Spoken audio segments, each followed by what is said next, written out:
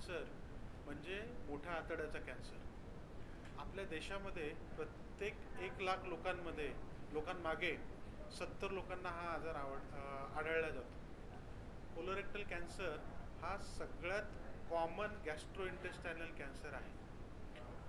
Unfortunately colorectal कॅन्सरचं जे प्रमाण आहे ते यंग पॉप्युलेशन, म्हणजे जे लोक 50 वर्षाच्या पेक्षा कमी आहेत वयाने, त्यांच्यामध्ये हे वाढतं आहे.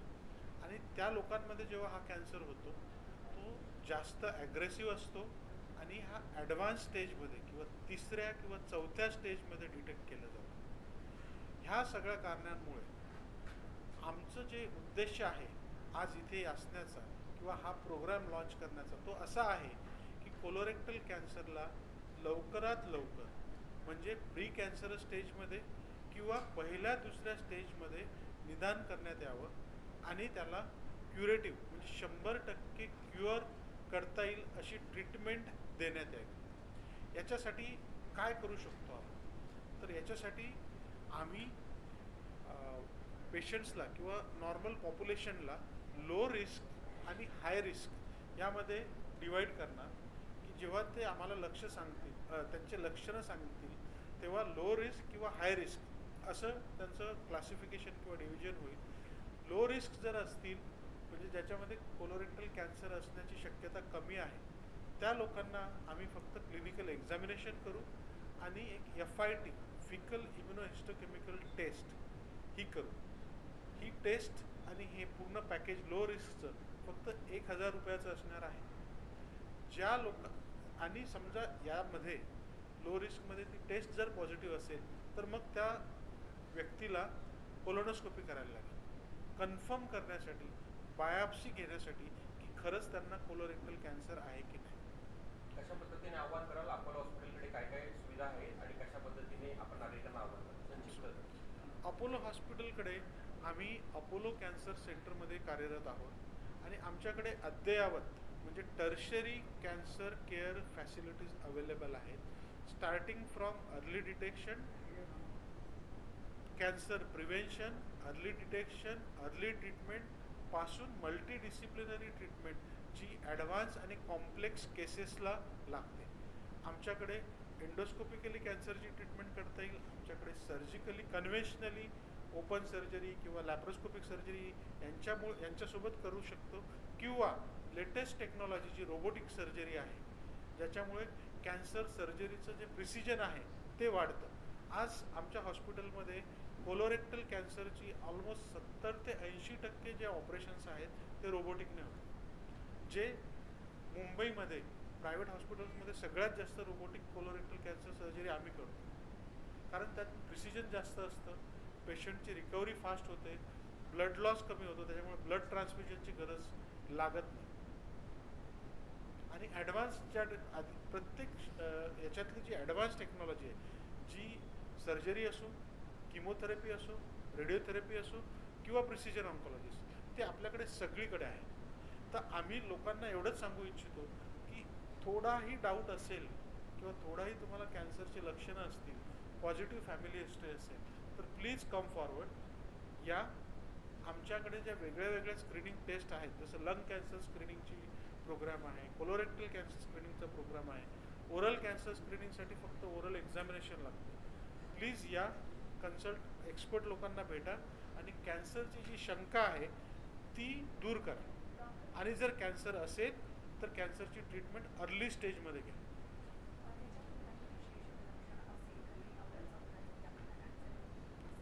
सो आज आपण कोलोरेक्टल कॅन्सरच्या बद्दल बोलतोय. कोलोरेक्टल कॅन्सरमध्ये काय असतं? जर समजा तो राईट साइडेड कोलॉन कॅन्सर असेल तर त्या पेशंटला ना ॲनेमिया असतो. ॲनेमिया म्हणजे हिमोग्लोबिन कमी असतं. सो कोणताही मेल पेशंट, व्यक्ती, पुरुष जर त्याच्यामध्ये ॲनेमिया आहे, हिमोग्लोबिन कमी आहे आणि त्यांना माहीत नाही काय आहे, कशामुळे आहे, तर डेफिनेटली आपल्याला कोलॉन कॅन्सरकडे लक्ष द्यायला पाहिजे. डेफिनेटली आपल्याला कोलोनोस्कोपी करून घ्यायला पाहिजे. लेफ्ट साइडेड कोलॉन कॅन्सर जे असतात, जे डिसेंडिंग कोलॉन आणि रेक्टमकडे असतात, त्या पेशंटला कॉन्स्टिपेशन म्हणजे पोट साफ होत नाही, दिवसातून 10 वेळा संडासला जायला लागतं किंवा संडासच्या रस्त्याच्या मार्गे ब्लिडिंग होतं.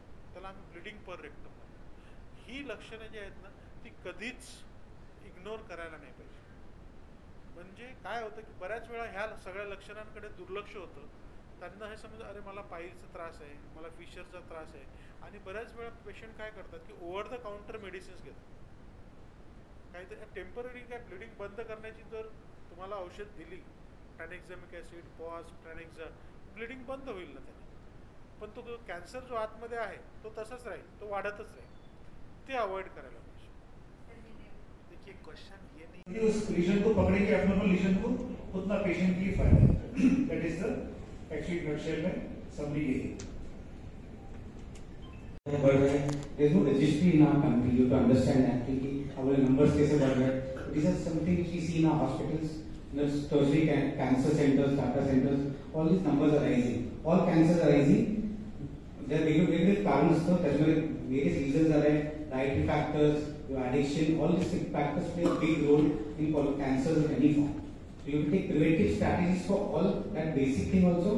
And again, when you do this early colon screening program, which is there in, if you ask us, Europe मध्ये आणि US मध्ये already there since last 20 years.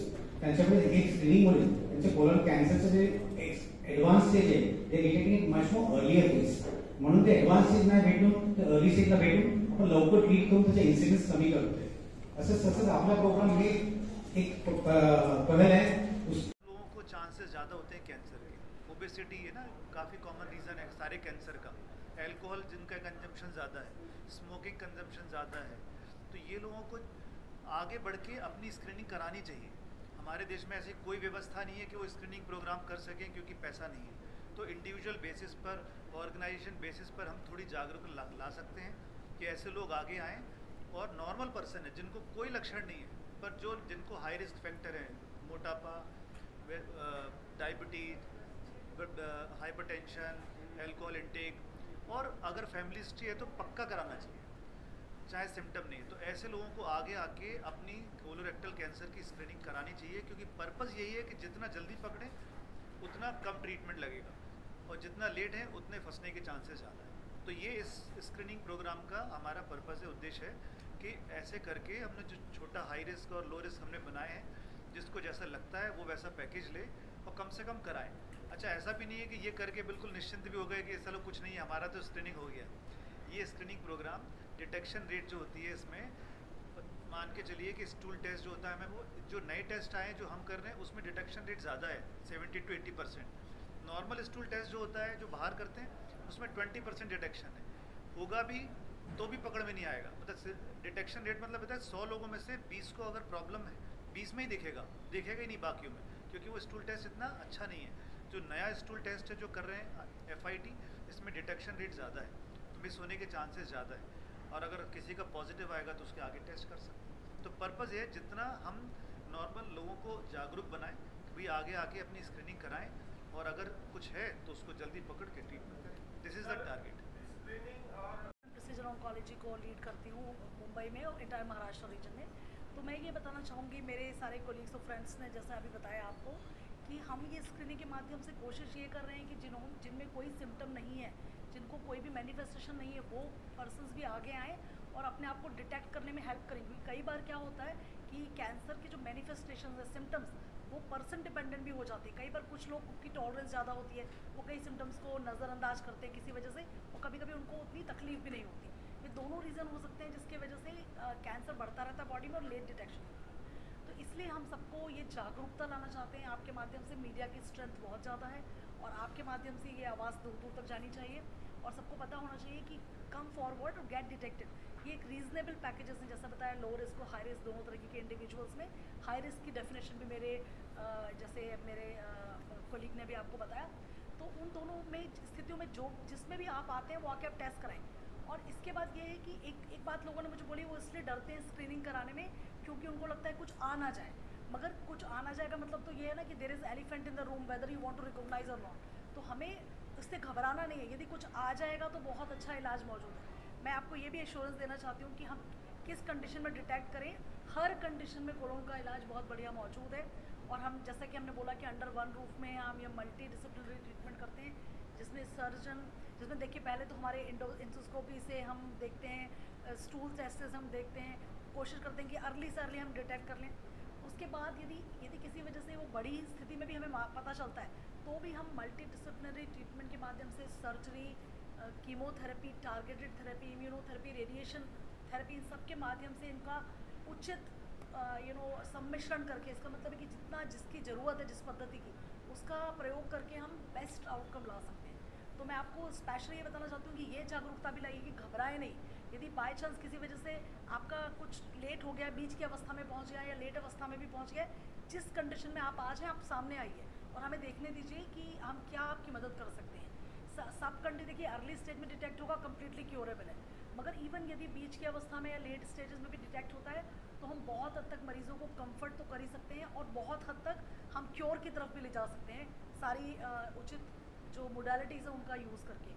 तो इम्यूनोथेरेपी, टारगेटेड थेरेपी, ये सब बहुत एडवांस थेरेपीज़ हैं, इनको expert hands में ही होना चाहिए। तो हमारे पास प्रिसिजन ऑन्कोलॉजी की पूरी सुविधा मौजूद है। हम बेहतर से बेहतर जो दवाएं जो इंटरनेशनल गाइडलाइंस में वो प्रयोग करके मरीजों का बहुत बढ़िया इलाज कर सकते हैं। तो आपके माध्यम से ये सूचना सब तक जानी चाहिए। आजची उद्योगनगरी न्यूजला सबस्क्राईब, बेल आयकॉनला प्रेस करा, लाईक, कमेंट आणि शेअर करा।